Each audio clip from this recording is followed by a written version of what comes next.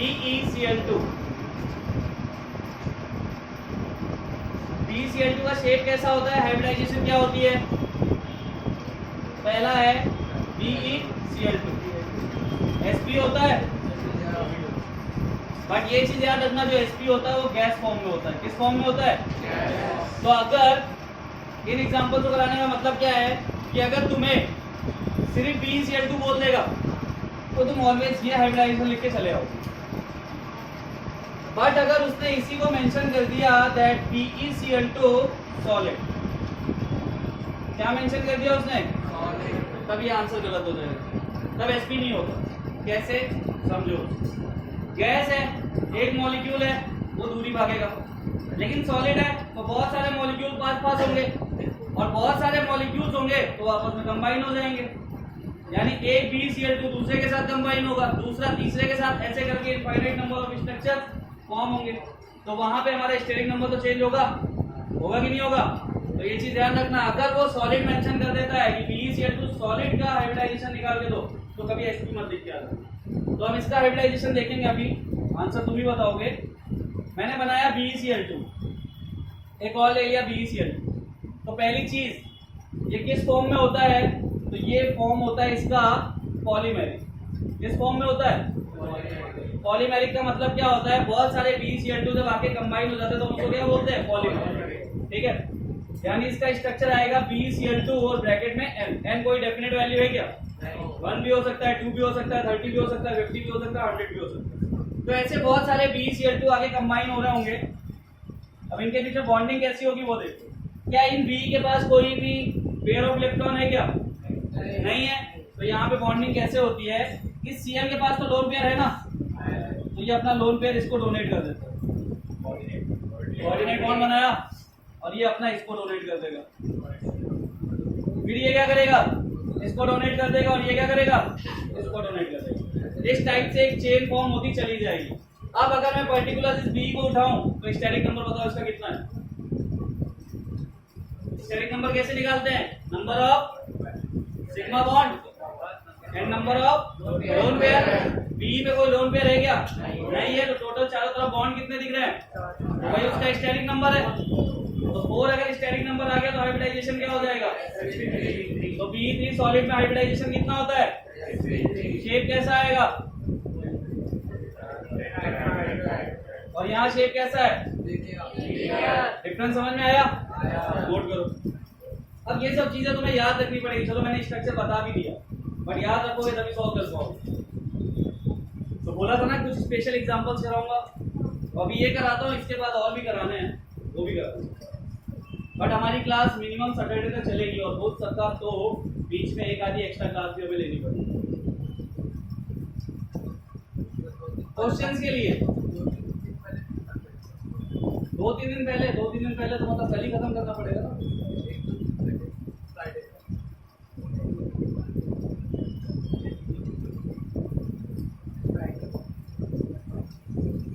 किसी भी अगर एंगल से तुम्हें लग रहा हो कि हम पीछे चल रहे तो हम पीछे नहीं चल रहे।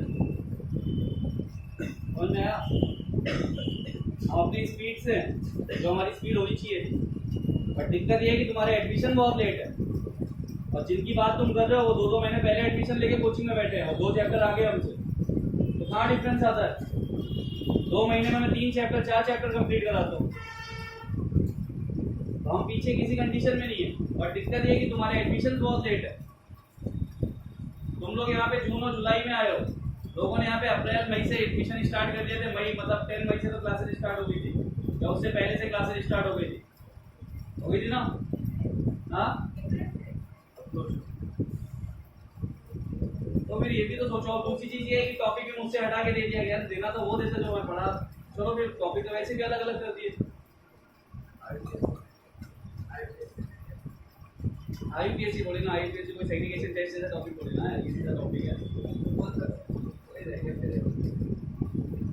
मैं बोला ना, जब टेस्ट दोगे तो मैक्सिमम चीजें पढ़ के दोगे, समझ में आया? और सैटरडे तक अगर हमारी क्लास जारी है तो जाने दो, बट तुम अपनी प्रैक्टिस आज से ही स्टार्ट रखो ना। तुम क्यों वेट कर रहे हो कि जब चैप्टर खत्म होगा तभी हम प्रैक्टिस करेंगे? यार जो आज पढ़ा रहा हूँ उसको जाके घर पे ट्राई करो, प्रैक्टिस करो उसको भाई।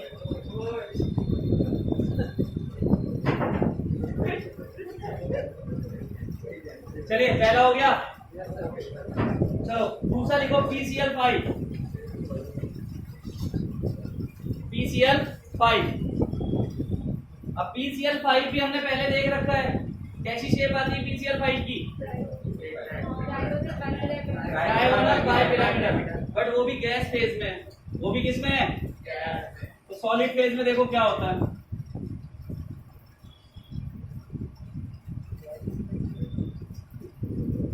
सेकेंड है PCl5 गैस, हाइब्रिडाइजेशन क्या हो जाता है?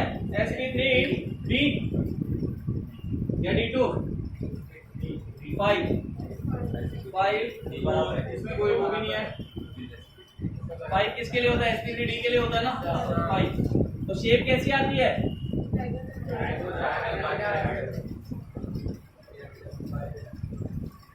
बट अगर मैं PCl5 क्वेश्चन में सॉलिड लिखा हुआ है तो सॉलिड लिखा तो पंगा हो जाएगा।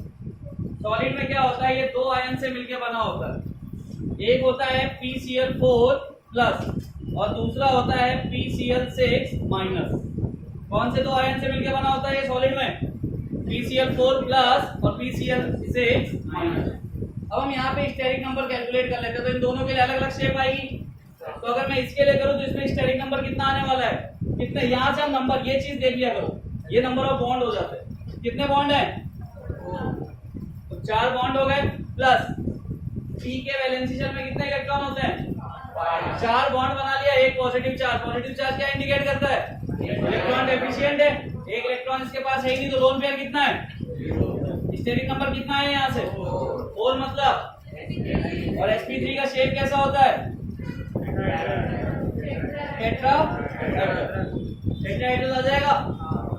अब अगर मैं इसकी बात करूं PCl6, तो इसमें स्टेरिक नंबर कितना आएगा? 6। अब फास्फोरस के पास कोई 6 बॉन्ड तो ये बना रहा है, किसके दम पे बना रहा है? इस नेगेटिव चार्ज की वजह से, क्योंकि 5 वैलेंसी शेल में होते हैं और नेगेटिव चार्ज इंडिकेट करता है कि एक इलेक्ट्रॉन एक्स्ट्रा। तो यहाँ पे कोई लोन पेयर है? स्टेरिक नंबर 6 क्या आएगा? sp3d2 कैसा होता है? ये दो आयन से मिलके बना होता है। अगर सॉलिड लिखा होगा तो आप दो शेप यानी मल्टीपल में आएगा। ठीक है, एक शेप दी होगी तुम्हें ट्रायगोनल बाइपिरामिडल, एक जगह पे दिया होगा टेट्राहेड्रल, और दो ऑप्शन यानी एक साथ दो ऑप्शन होंगे टेट्राहेड्रल और ऑक्टाहेड्रल। तो तुम्हारा आंसर कौन सा करेक्ट होगा? Tetrahedral plus octahedral. तो ये चीजें याद रखो कि PCl5 सॉलिड फेज में किससे मिलके बना होता है?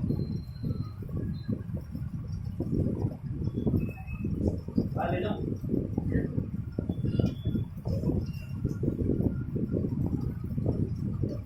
अभ्यास बड़े कर रहा है कि नहीं कर रहा?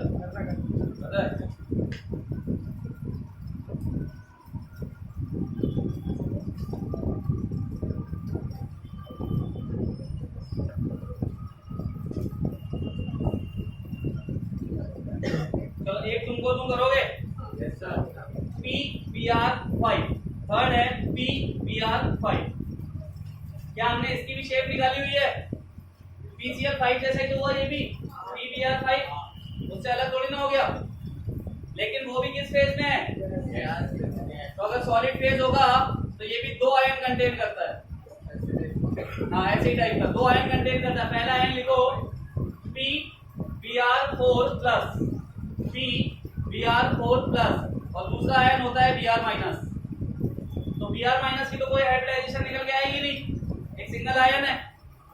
तो PBr4 प्लस की हाइब्रिडाइजेशन निकाल के बताओ कौन सी शेप आने वाली है? हाँ PBr4 प्लस और I minus, only I minus. अरे Br माइनस यार, चलो मैं लिख ही देता हूँ यार। मैंने क्या बोला? PBr5 दो आयन होते हैं, PBr4 प्लस और Br माइनस। sp3 आएगा, टेट्राहेड्रल आ जाएगा। और जबकि हम PBr5 को नॉर्मली गैस फेज में देखें तो कौन सा स्ट्रक्चर आएगा? सेम है, ट्रायगोनल बाइपिरामिड। समझ रहे हो ना? ये चीजें याद करनी पड़ेगी, स्पेशल एग्जांपल है ये सारे के सारे। चलो सेम एज Pi5 करके दिखाओ। Pi5 कौन से दो आयन कंटेन करेगा? B I5 plus BI4 plus BI minus कहाँ से आएगा? 2 दिख रहे क्या तुमको उसमें? BI5 में 2 आयन कौन कौन से होंगे? हाँ BI4 प्लस, और अबे यही तो है, यहाँ पे BR की जगह मैंने I लिख दिया और क्या किया है, तो एक यहाँ पे I आ जाएगा, यहाँ पे I आ जाएगा, बात खत्म हो गई। शेप कैसा आएगा? सेम ही आएगा। नेक्स्ट एग्जांपल है ICl3।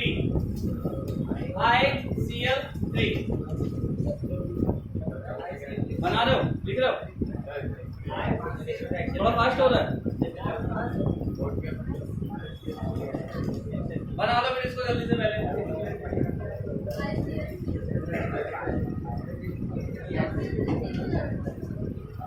4 + 0 sp3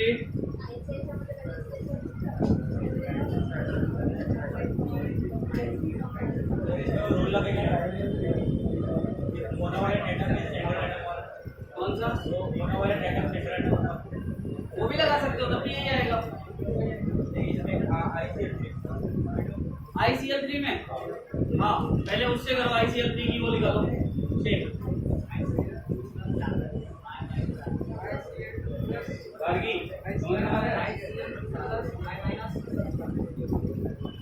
ज्यादा कंफ्यूजन में तुम ही हो गए, है ना?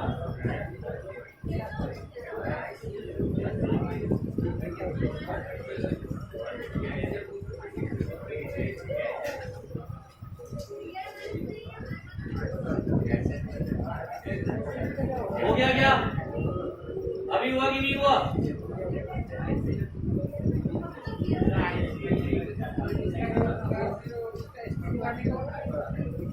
हटा दो इसको, ये हटा दो।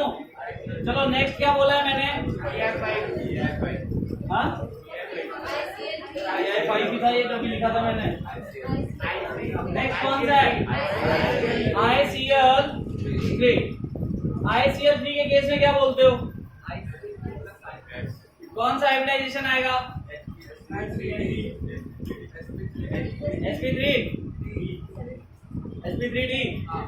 चलो हम यहाँ से कैलकुलेट कर लेते हैं, ठीक है? Number of monovalent plus number of valence electron on central atom 7 + 3 10 हो गए। 10/2 स्ट्रक्चर sp3d का शेप क्या होता है? डायगोनल बाइपिरामिड। अब अगर ये भी सॉलिड फॉर्म में है, किस फॉर्म में है? सॉलिड, तो नॉर्मल स्ट्रक्चर तो तुम निकाल लोगे, लेकिन सॉलिड मेंशन हो तो क्या होगा? अब सॉलिड होगा तो अकेला मॉलिक्यूल तो होगा नहीं, तो सॉलिड में डाइमर फॉर्म में एग्जिस्ट करता है, यानी रिएक्शन क्या होती है? 2ICl3 gives out I2Cl6। किस फॉर्म में होता है? I2Cl6 फॉर्म में होता है, समझे?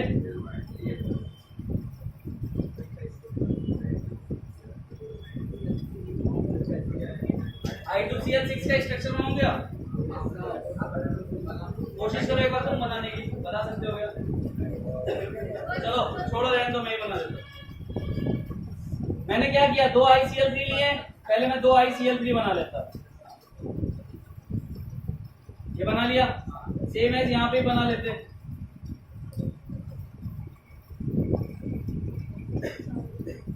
इसके बाद लोन पेयर कितने बचते हैं? अभी 2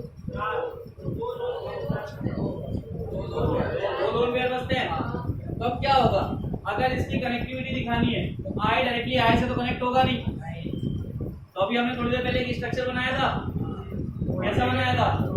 जिसमें ऑर्डिनेट बॉन्ड कहाँ से बन रहा था? कॉर्नर है, वही स्ट्रक्चर है।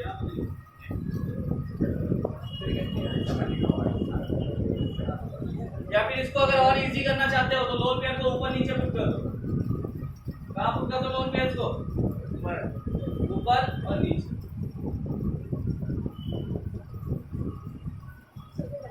पूरा बनाओ क्या? गलत मत बनाना, नहीं बना पा रहा, नहीं समझ में आ रहा बता दो, पूरा बनाओ। चलो देखो, एक लोन पेयर मैंने ये रखा, एक लोन पेयर ये रखा, तो ICl3 तो स्क्वायर पिरामिडल होता है, हमने उस फॉर्म में रखा था। ये लोन पेयर जो हम ऐसे देख रहे हैं एक्चुअल में कहाँ पे है? कहाँ पे है लोन पेयर जो हम ऐसे देख रहे हैं बना के? एक इधर और दूसरा पीछे, तो सेम एज इसमें भी होगा, यही होगा ना। अब हमें करना क्या है, ये Cl कहाँ जाएगा और बचता क्या है फिर? इस Cl को हम कहाँ डालेंगे? इस आई के पास। वो डायग्राम में थोड़ा पास पास हो गया, थोड़ा दूर कर लेना। या डायरेक्टली कनेक्ट भी करोगे तो चलता है, कुछ फर्क नहीं पड़ता। चलो एक काम करो, इसमें क्या करो ना, एक ही Cl ऐसे बना दो, ऐसे कर दो, ठीक है। अरे शेप कोई नहीं पूछता, हाइब्रिडाइजेशन पूछा जाता है, शेप कोई नहीं पूछता यहाँ पे क्या बनने वाला है क्या नहीं, सिर्फ हाइब्रिडाइजेशन पूछा जाता है हमसे। अब कौन सी हाइब्रिडाइजेशन आ रही है इसकी? स्ट्रक्चर कैसा होगा? तो स्ट्रक्चर प्लानर होगा, लिख लो प्लानर, प्लानर स्ट्रक्चर है। sp3d2 हाइब्रिडाइजेशन है, sp3d2 हाइब्रिडाइजेशन है और स्ट्रक्चर कैसा है? Planar structure. नेक्स्ट लिखो सेम sp3d2, sp3d2। अब ये स्ट्रक्चर लिक्विड स्टेट में भी एग्जिस्ट करता है, तो अब इसके बाद लिखो I2Cl6 लिक्विड। अगर लिक्विड पूछा तो फिर से स्ट्रक्चर चेंज हो जाएगा, I2Cl6 लिक्विड, I2Cl6 लिक्विड, ठीक है। दो टाइप के आयन्स होते हैं, लिखो ICl2 plus, ICl2 plus and ICl4 minus.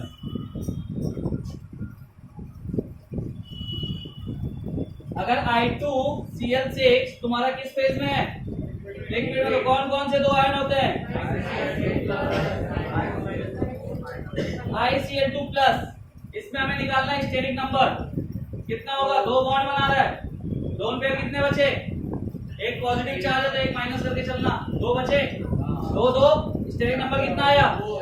4। मतलब sp3 का शेप कैसा होता है? ICl4 माइनस, 4 बॉन्ड बना रहा है, दोनों पेयर कितने बचेंगे?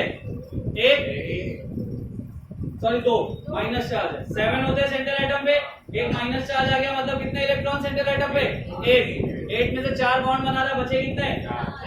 स्ट्रक्चर का मतलब इसका हाइब्रिडाइजेशन क्या आएगा? sp3d2, क्योंकि स्टेरिक नंबर कितना आएगा? 6 आएगा ना, तो 6 के लिए sp3d2, और sp3d2 का शेप कैसा होता है? ऑक्टाहेड। बट 2 सेकंड, ऑक्टाहेड्रल तो तब आता है ना जब लोन पेयर ना हो, तो इसमें लोन पेयर भी तो है, तो लोन पेयर लगाने के बाद बताओ ना क्या शेप आएगा? स्क्वायर प्लानर, ये आएगा स्क्वायर प्लानर, और ये भी चेंज होगा, इसमें भी तो 2 लोन पेयर थे ना, तो ये लीनियर नहीं आएगा, बेंट आएगा। ये बनेगा, देखो मैं यहाँ से बता देता, ये बन रहा है AB2E2 टाइप, ये बन रहा है, और ये क्या बन रहा है? AB4E2 type. अब ये सारी चीजें तो मैं पहले ही पढ़ा चुका हूँ ना यार, ये भी डाउटफुल है क्या? फिर ऐसे सड़े सड़े से मुंह बना के क्यों बैठे हो? ये शक्ल ही ऐसी दी भगवान ने।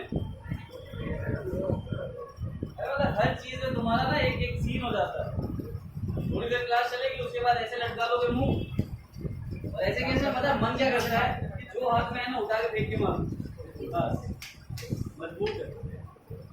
चलिए नेक्स्ट है N2O5। N2O5 का स्ट्रक्चर याद रख लेना, ये इंपॉर्टेंट है।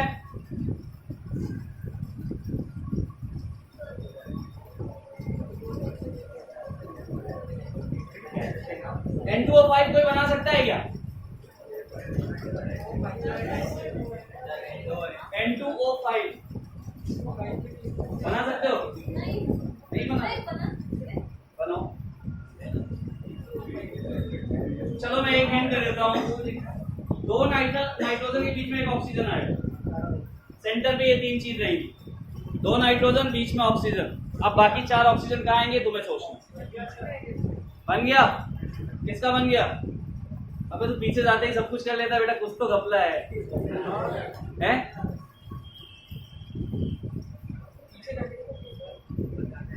पीछे जाने की जगह नहीं है ना।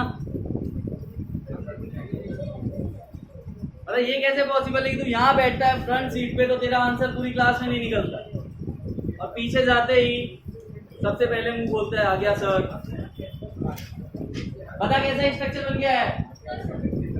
हाँ बताओ, पहले उसको बता फिर देखना तुम्हारा सही है गलत। बनाया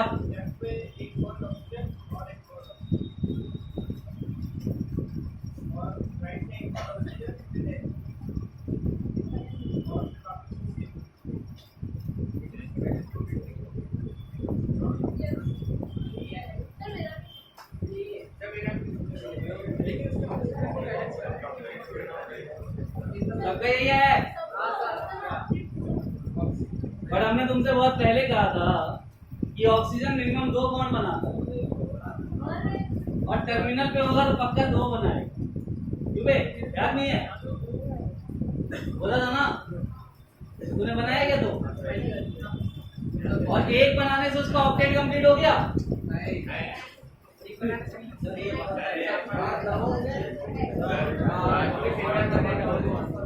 यहाँ 2 bond, coordinate bond, double bond, ये स्ट्रक्चर कहाँ से सोच लिया भाई तूने? ये वो भी हाथ के ऊपर ही चल रहा है। कितने लोगों ने ये स्ट्रक्चर बनाया है भाई? भाई तूने बनाया है? ले, तेरा एक साथी मिला जिसका दिमाग तेरे बराबर ही चलता है, दोनों रख के आया हो घर पे। तेरे से अच्छा तो उसका था, संजोष का था। कितने लोगों ने ये स्ट्रक्चर बनाया है? एक अकेला। चलो, कितने लोगों ने पहला वाला स्ट्रक्चर बनाया था? नालायक को यही सही है। देखो हम चेक करने जाते हैं तो 4 इलेक्ट्रॉन यहाँ बचता है। 4 और 4 कितना हो गया? इसका ऑक्टेट कंप्लीट। जब इसने अपने इलेक्ट्रॉन यूज ही नहीं किए तो 6 के 6 इलेक्ट्रॉन इसके हैं। नाइट्रोजन ने अपने 2 दे दिए, कितने हो गए? 8। मैंने बोला था नाइट्रोजन कभी 5 बॉन्ड नहीं बना सकता, लेकिन ये कभी नहीं बोला था कि 5 इलेक्ट्रॉन यूज नहीं कर सकता। ऐसा कभी बोला था क्या? तो यहाँ पे 5 बॉन्ड दिख रहे हैं क्या नाइट्रोजन पे? 1 2 3 4, कितने बॉन्ड दिख रहे हैं? इसका ऑक्टेट कंप्लीट है, इसका ऑक्टेट कंप्लीट है, इसका ऑक्टेट कंप्लीट है। इसके पास 2 लोन पेयर बचते हैं, इसका ऑक्टेट कंप्लीट है, इसका ऑक्टेट कंप्लीट है, इसका कंप्लीट है, इसका कंप्लीट है। पूरे स्ट्रक्चर सबका ऑक्टेट है। अब ये केस हो गया like carbon chain, C double bond C, single bond C, single bond C, double bond C।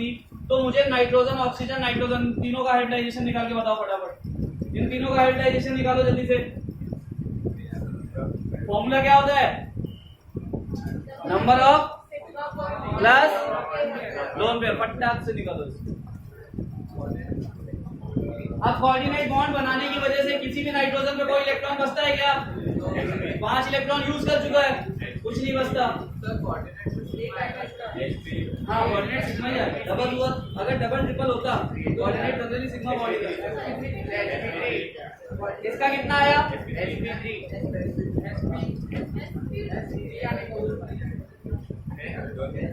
यहाँ पे भी 2 आंसर। sp3 कैसे आए?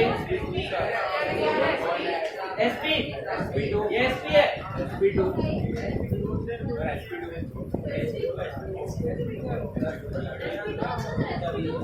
कल की डेट में ना तुम दोनों कॉपी में लिखो, सब लोग लिखो, सब लिखो। अब तुम्हारी क्लास में ना ऐसे तो मतलब तुम लोग ना पागलपंती कर रहे हो। कोऑर्डिनेट बॉन्ड पहला कॉन्सेप्ट। Second VSEPR। अब मैं तुमसे करवाऊंगा नहीं, तुम्हें याद होनी चाहिए, ये बात ध्यान रखना। प्रैक्टिस बहुत करवा ली मैंने, थक गया यार मैं। कोई भी स्ट्रक्चर बोलूंगा, AB3 E2 बोलूं, AB3 E3 बोलूं, कुछ भी बोलूं, तुम्हारे मुंह से 10 सेकंड के अंदर आंसर आना चाहिए कि इसका शेप क्या होने वाला है। ठीक है? VSEPR लिखा। थर्ड लिखो हाइब्रिडाइजेशन। Fourth MOT। MOT छोड़ो, MOT तुम्हें अच्छे समझ में आ गया, निकाल लोगे। डायमैग्नेटिक, पैरामैग्नेटिक सब निकाल लोगे वहां। 3 कॉन्सेप्ट दे रहा हूं, कौन कौन से? Coordinate bond, VSEPR, hybridisation. ये तीन कॉन्सेप्ट है ना, कल की डेट में सबको बहुत अच्छे से क्लियर होने चाहिए, रिवीजन करके आना मेरी क्लास। समझ में आया? और कल कोई वीडियो रिकॉर्ड नहीं करने वाला मैं, और कल पढ़ाऊंगा बेसिक, जिससे डेफिनेटली क्वेश्चन आते हैं। यानी डाइपोल मोमेंट आज हम नहीं कर पाए, डाइपोल मोमेंट से डेफिनेटली क्वेश्चन आएगा। कल कोई वीडियो रिकॉर्ड करके नहीं दूंगा, पे ध्यान रखना। जो नहीं आता है वो दोबारा बोल मत देना कि भाई हमने ये नहीं पढ़ा, हमने वो नहीं पढ़ा, बाद में रिवीजन करा तो ये करा। होमवर्क करके आना, क्लास में तभी घुसना। और दूसरी चीज ये है कि ना आने का सोचना मत। समझ में आ गया? ठीक, अति मजा आ रहा है यार, तुम हर चीज को लेके वही चीजें करते जा रहे हो बार बार, तब तक दिमाग खराब नहीं होगा। इस नाइट्रोजन का हाइब्रिडाइजेशन कितना आया है? sp3। कितने लोग हैं? sp2 आया है, sp3 आया है? sp2। तेरा sp3 कैसे है भाई? Total number of sigma bond कितने हैं इसके अराउंड? sp2, इसका sp3, इसका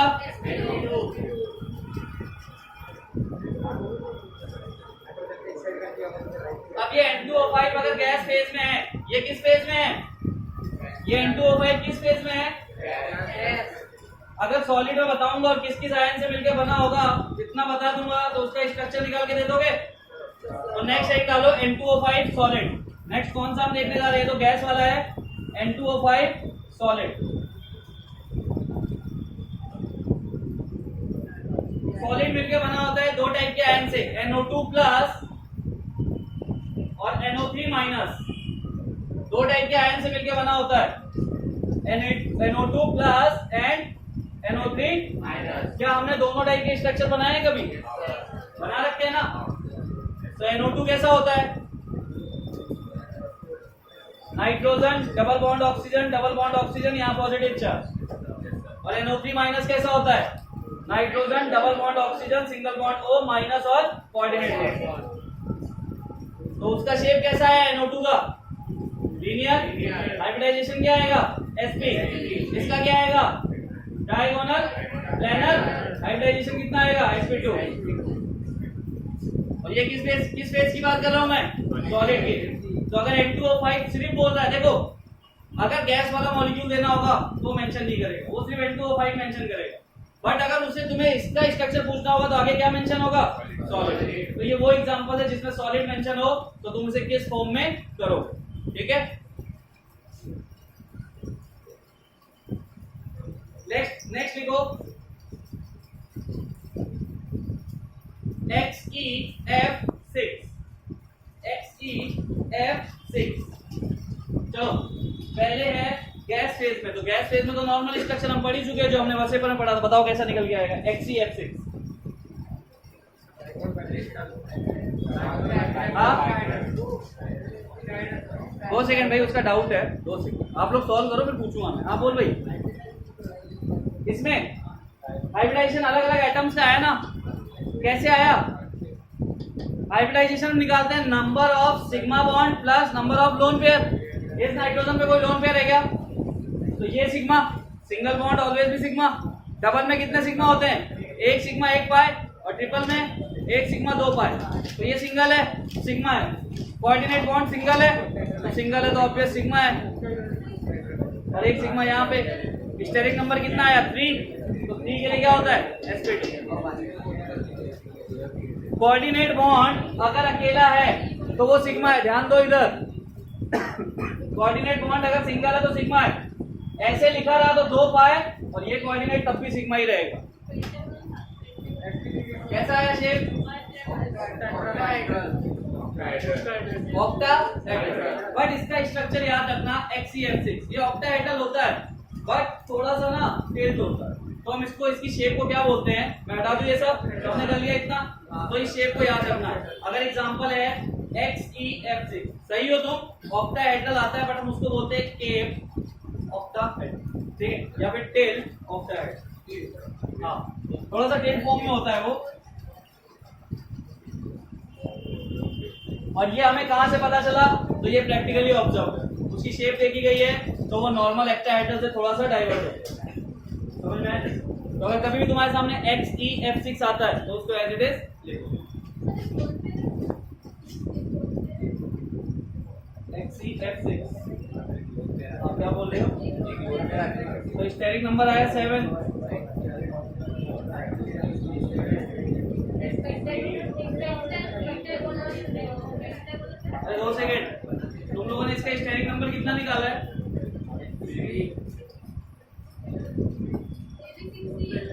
इसका स्टेरिक नंबर आएगा AB6E, यानी स्टेरिक नंबर इसका 7 आएगा। 6 बॉन्ड 1 और 7 पे तो पेंटागोनल बाई पिरामिडल होता है, ठीक है। तो एक पिरामिड पे लोन पेयर चला जाएगा, तो वहां से स्ट्रक्चर बनना चाहिए था पेंटागोनल पिरामिडल, लेकिन बनता नहीं। बनता कैसा है? ऑक्टाहेड्रल। तो इसको हम कैसे लिखते हैं?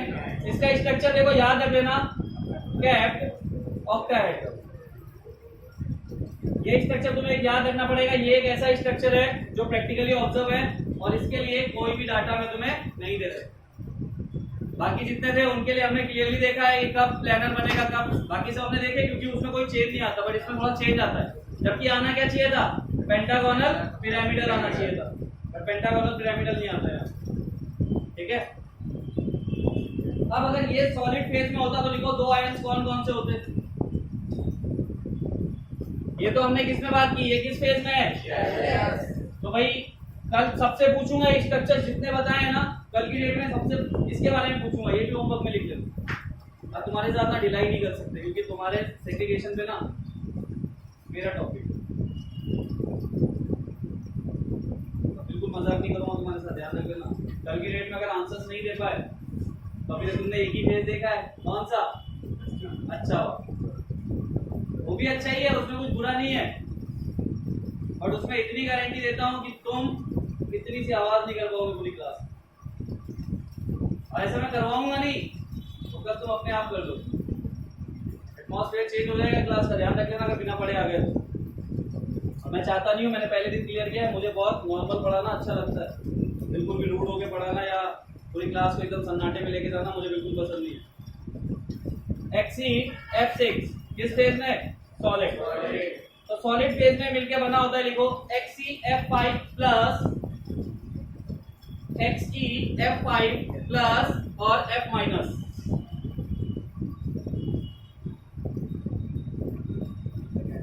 ये 2 आयंस होते हैं। बताओ क्या शेप आएगा?